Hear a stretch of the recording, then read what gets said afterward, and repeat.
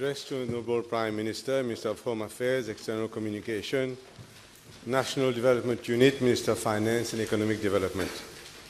Whether, in regard to the proposed elaboration of a National Drug Control Master Plan, he will A. State if in cases of possession of cannabis for personal use, it is proposed to 1. Abolish custodial sentences, 2. Provide for non-inclusion thereof on the certificate of character, and 3. Authorize medical cannabis, cannabidiol, in line with the recommendations of the World Health Organization, and B.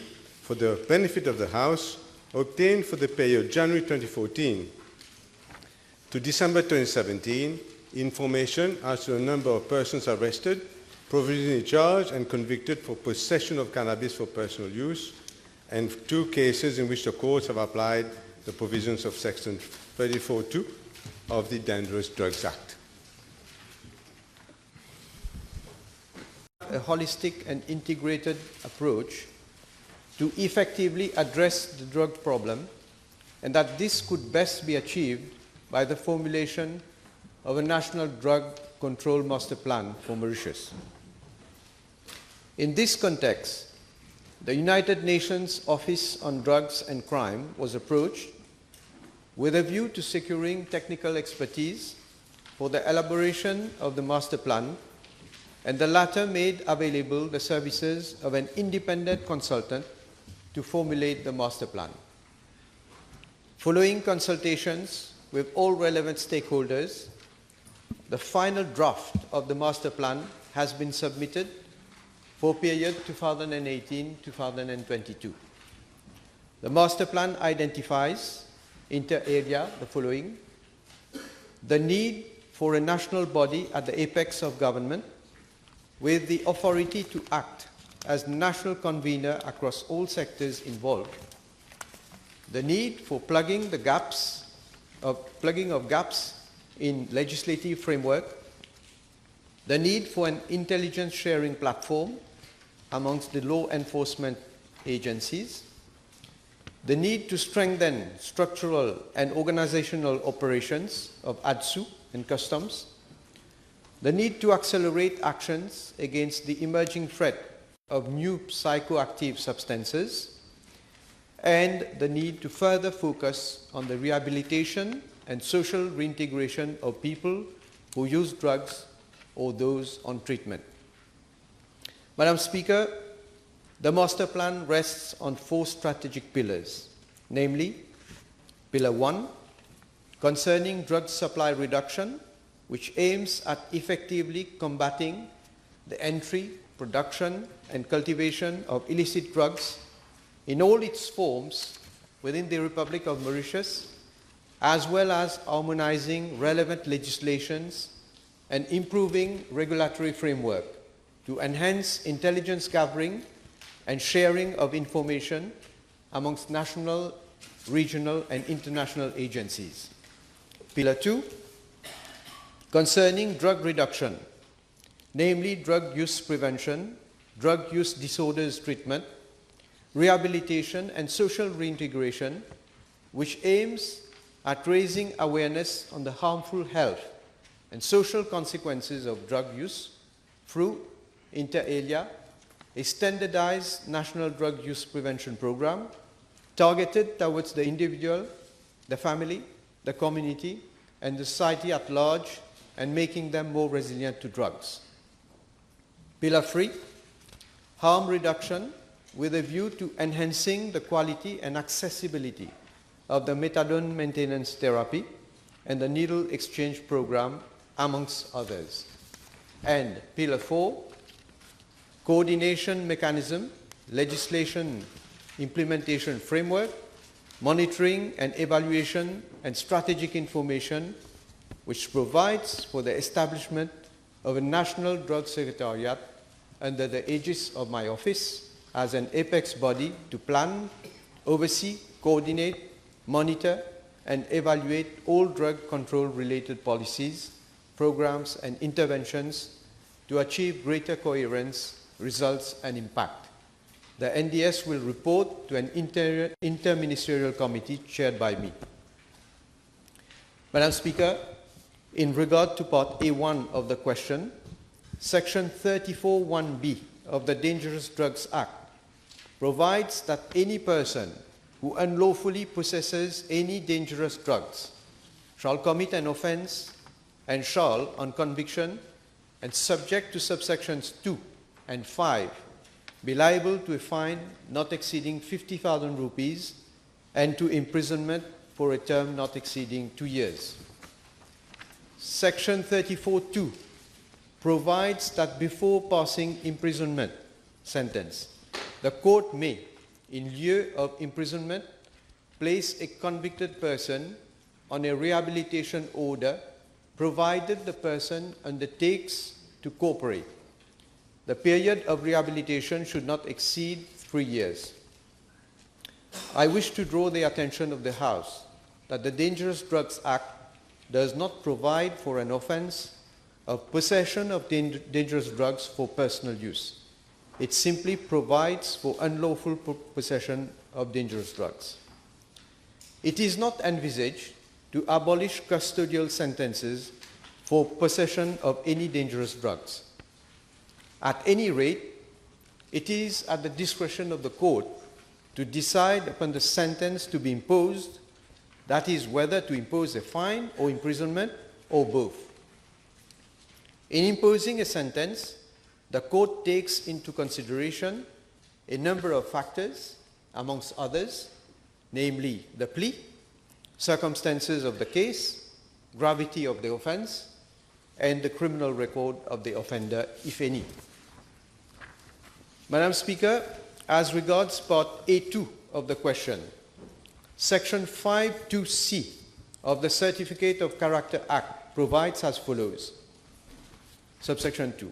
Where the applicant has in Mauritius, subsection C, more than 5 years before making the application, been convicted of a crime or misdemeanor other than an offence specified in the second schedule, and been 1. Given only a fine of up to 5,000 rupees, or 2. Made the subject of a probation order only and has complied with the terms and conditions of the order, the Director of Public Prosecutions shall issue a certificate in the form set out in Part A or B of the third schedule, specifying that the person in whose name the application has been made has never been convicted of a crime or misdemeanor in Mauritius. Since the second schedule includes any offence under the Dangerous Drugs Act, Section 5(2)(c) is not applicable to drug offences under the Dangerous Drugs Act. Madam Speaker, as far as Part A3 of the question is concerned, I am informed that as of now, the World Health Organization has not recommended cannabidiol for medical use. According to studies carried out on animals and human beings, cannabidiol could have some therapeutic value for seizures caused by epilepsy and related conditions. The WHO Expert Committee will undertake a comprehensive review of cannabis and cannabis-related substances in June 2018.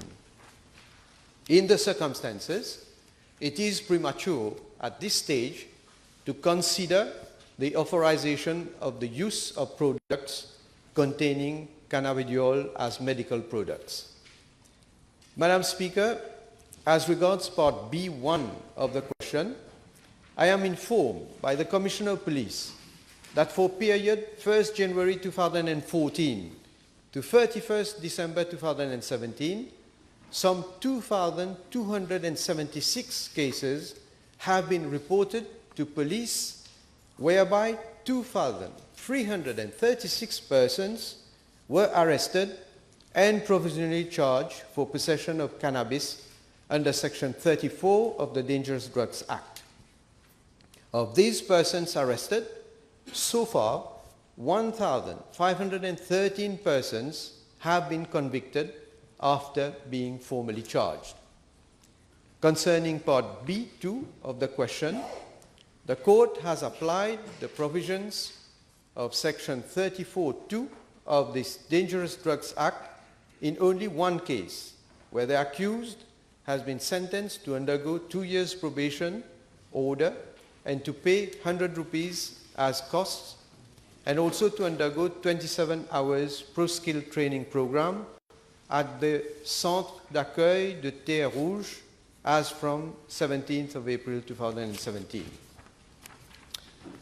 Madam Speaker, I stand unflinchingly by my solemn commitment to clean our country and spare our people from the scourge of drugs and drug trafficking. This government has been and shall continue to be ruthless against the drug barons and drug traffickers. The war waged by this government against them is being won. The increasing number of drug seizures and the arrest of drug traffickers over the last 3 years is testimony of the determination of this government to put an end to the illegal and harmful activities of such criminals. Madam Speaker, I wish to point out that government is also eagerly awaiting the report of the Commission of Inquiry on Drugs, whose recommendations will no doubt be of invaluable assistance and guidance, along with the National Drug Control Master Plan, in consolidating our fight against the drug scourge in Mauritius. Madam Speaker, the National Drug Control Master Plan is about 8 months overdue. It was meant to be published around September of last year. Can the Honourable Prime Minister tell us when he is now going to publish the report itself? The plan is not 8 months overdue, Madam Speaker. It has been prepared. A draft, as I have just informed the House, has been submitted to my office. The draft is being considered. I have myself personally chaired a committee, and there are technical committees that are looking at a number of issues that have been raised by the expert. Once this is finalized, obviously that report will go to Cabinet, at which time it will be debated, and eventually whatever is being approved will be made public, and obviously the recommendations will be taken into account for implementation. And Speaker, the Honourable Prime Minister himself said that it was September 2015, I think, a decision was taken to have this National Drug Control Master Plan. So it's been 3 years in the making. Can I ask the Honourable Prime Minister whether a study, a survey, has been made in Mauritius for the master plan, hopefully in 2018 itself, of drug use, who is using cannabis, who is using synthetic drugs, heroin, etc. Has the master plan, taken 3 years, been based on empirical evidence of drug use in Mauritius? Madam Speaker, the Leader of the Opposition should understand one thing. The decision was taken by Cabinet on the 25th of September 2015. But then we contacted the UNODC. Then we agreed on the terms of that study. Then they delegated an expert. That expert carried out a number of studies here, worked out. But what? Are you saying, then you're saying that this expert is incompetent? Are you saying that this expert is incompetent, is taking such a long time? But it has to take some time for him to do serious work. And now that the draft has been submitted to government, of course I have just said what we are doing now with regard to the draft. But in the meantime, I mean, I don't have to go into all the measures that government has undertaken in order to fight the drug scourge. And I can give, obviously, if the Honourable Member wishes, I can undertake to provide figures to the House with regard to a number of issues he has raised, but I have just given figures with regard to cannabis, possession of cannabis. Speaker, my question is very specific to the Honourable Prime Minister. is this master plan, which is 3 years now in the making, based on an empirical evidence, that is numbers, figures, surveys of drug users in Mauritius, to know in particular the dramatic effects and the dramatic rise in synthetic drugs used in Mauritius. Does the Honourable Prime Minister, when he's going to do this master plan, publish at the same time these figures for the nation to be aware of drug use in Mauritius? Because these things are changing rapidly over time. Obviously, we will provide the public with all the information that is contained in the master plan. So I think that there's been no survey done of drug use. And this is what you have said. You have to, no need to get upset. This is what you have said. There is no survey done, and that is a big shame. That is mostly near incompetence. Madam Speaker, I'd like to ask the Honourable Prime Minister. He has given figures for people convicted use of cannabis. I'm going to take use and cultivation for personal use and use of drugs. For the last 10 years, about 2,500 people are convicted, either given a fine or sent to prison every year for personal use of drugs. That goes on their criminal record. 200 or 300 people are actually put in prison, and that actually destroys their lives, ruins their career prospects. Yes. They are unable to join any government or parastatal organization. Does it not agree with me? That is the carnage that is being done on people's careers, that for consumption of drugs, they have to suffer this sort of punishment. Madam Speaker, let me say again, and probably the Leader of the Opposition does not understand. There is a draft master plan. All the stakeholders have been consulted by the expert. All figures have been provided to the expert, whether it is from ADSU, from the police authorities, from customs. And obviously, once the plan will be made public, then you will see for yourself. But it's premature. You want me to give you all the... Please, no cross-talking. Address the chair. You are not serious because you don't understand how it functions. That's why. But again, let me say to the Honourable Leader of the Opposition, he keeps on saying personal use of drugs. There is no offence of personal use of drugs. There is an offence of possession of cannabis. If he doesn't know, maybe he has not been rightly advised. So, as I say, Madam Speaker, we are obviously looking at the recommendations of this master plan, and in time to come, obviously, it will be made public, and then the recommendations, then the Leader of the Opposition will see about what actions we are going to take.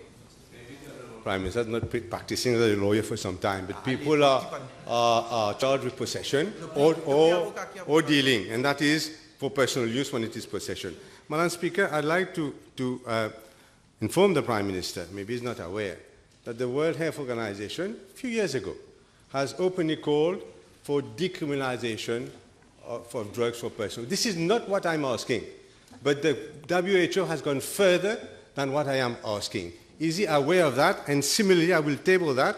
Similarly, Madam Speaker, again, the Honourable Prime Minister is not aware that the World Health Organization has recommended the treatment for certain medical conditions through medical cannabis. These two things are official documents of the WHO, which I will table and which the Prime Minister can perhaps give to his renowned expert. Well, I have not seen any recommendation made by the WHO for decriminalizing cannabis. So maybe if you have a new document, obviously I will be pleased to have a look at it. But as I say, I have also had a look at what WHO has stated. In fact, with regard to, and we're not talking about cannabis, we are talking about cannabidiol, which is an element extracted from cannabis. You are talking about cannabis. You are talking about cannabis. I am on my feet. I'm replying. Opposition, please sit down. Now, Listen. Honorable Leader of Opposition. Honorable Leader of Opposition, please. I'm addressing you. You've asked your question, and I think it is right for the Honorable Prime Minister to give you his reply. You will have the opportunity of asking more questions. Yes. The Honorable Leader of the Opposition is saying that WHO has recommended for decriminalization of cannabis. As I say, I have not seen that, and I don't think that is correct, because from the information that I have, is even an element, an extract of cannabis called cannabidiol, WHO does not recommend cannabidiol for medical use, as at now. And as I've said, that this is obviously going to be looked into in a future meeting, and therefore then we will see what they will recommend. I have produced papers that say exactly contrary to what the Prime Minister has just said, and I will refer the Prime Minister to my question, which is A3, which is authorized medical cannabis, cannabidiol in the question itself. So this is why I was getting upset when he didn't seem to have read the question. He's answering the PNQ. This is why. So I hope that he will withdraw what he has just said just now, in a moment. I hope he will. Madam Speaker, is the Honourable Prime Minister, I'm sure he's aware of this one, that two respected individuals, Cardinal Piat, Monseigneur Yann Ernest, wrote to him a letter on 16th August 2017, saying, Madam Speaker, that the whole drug policy must be relooked at, that we must move away from repression, and that we must go now towards treatment for drug addicts. And he's mentioning all drug addicts, not just so what is cannabis. Your question?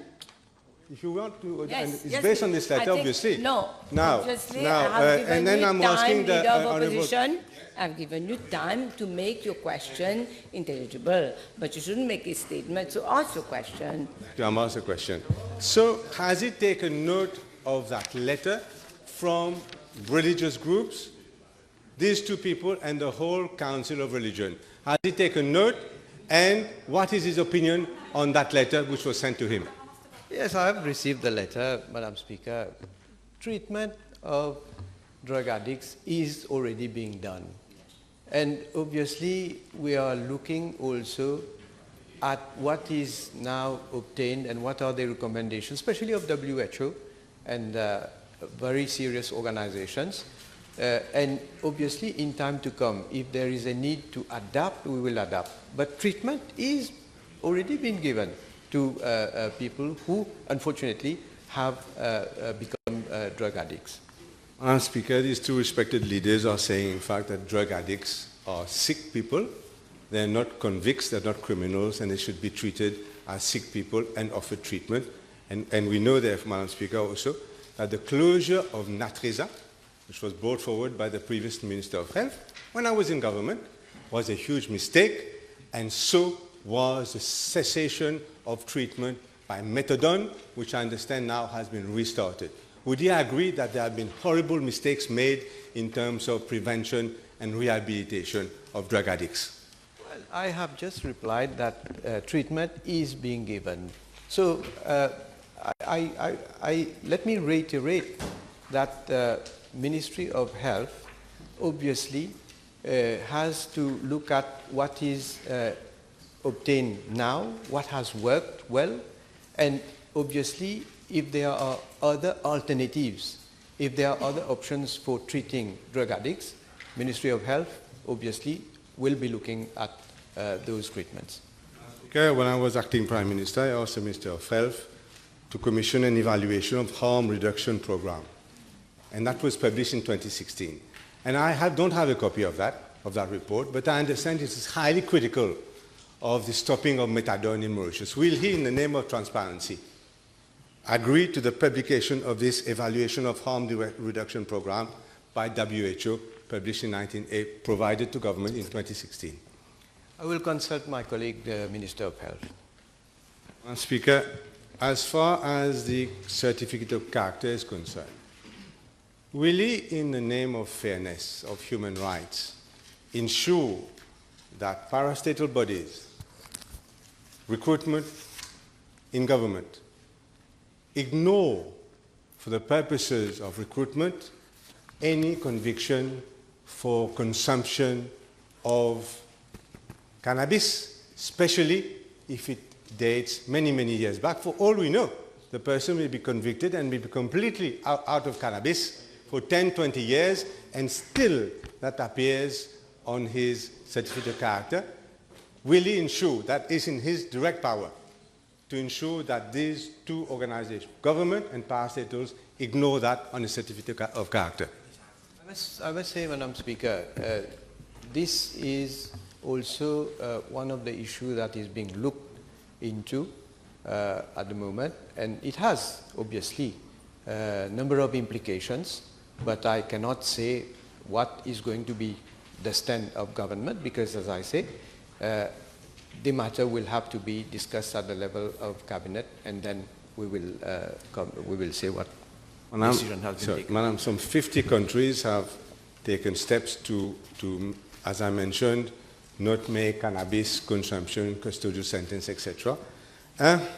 May I ask the Honourable Prime Minister whether people who are arrested and charged with consumption, possession for personal use, otherwise it would be drug dealing. We're not talking about drug dealers. We are completely agreeable to whatever increase in fines and penalties you want on drug dealers. We're talking about consumers. Whether these persons should be released on bail or on parole immediately. Because although they are not sent to prison very often, they are just fined, they are kept in police custody until they come to the magistrate, or maybe sometimes they're just kept in police custody because they don't have the bail money to get out on bail. So can they be released on parole automatically if the charge is for consumption? Madam Speaker, the Honourable Member has, I have noticed, repeatedly been saying that we have to consider whenever somebody has been arrested and formally charged for cannabis, custodial sentences. I've heard him saying that repeatedly. Probably I should enlighten the House. First of all, the law already provides that in such a case, the court will look at all the circumstances of the case, and subsection 34, subsection 2, I'm talking about in case of imprisonment. The court obviously will look whenever it considers it to be appropriate to see whether that person will undertake to cooperate in order to be cured of his addiction.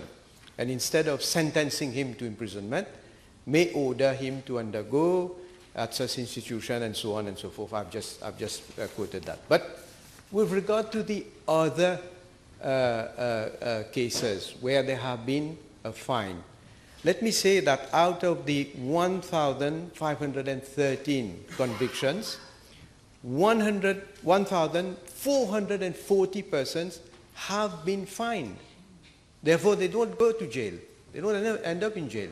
But obviously, the court will look at, if the person next time offends again, if he has, his record, he has previous convictions and so on. That, obviously, the court will take into consideration in passing a sentence.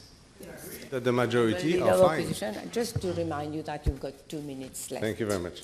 So I agree that the majority are fine, but nevertheless, 100, 200, 300 people, a lot of people who are going to jail for personal consumption of cannabis or other drugs. Still a lot of people.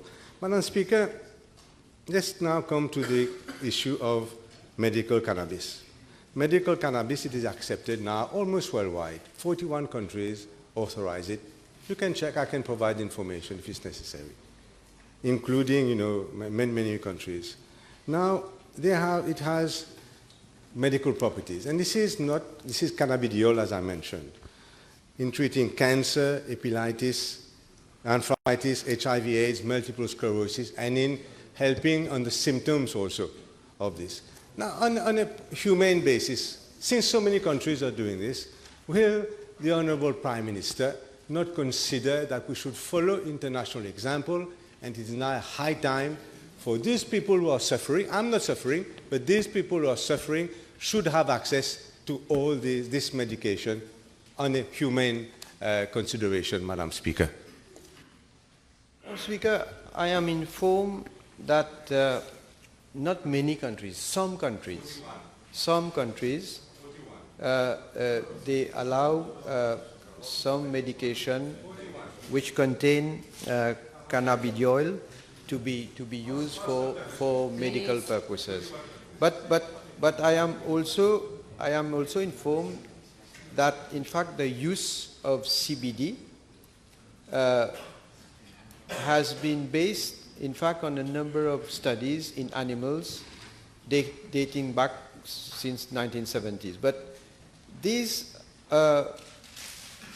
medication is still undergoing a number of investigations at the level of the WHO, I'm saying. And in fact, from what I read here, I'm being told that in a very early small-scale double-blind placebo-controlled trial, patients received either 200 milligrams of CBD daily, and experiments have been conducted on 4 patients, or for placebo, 5 patients for a 3-month period. So you can see that this is, I wouldn't say at an infant stage, it is at probably baby stage, whereby a number of tests are still being carried out.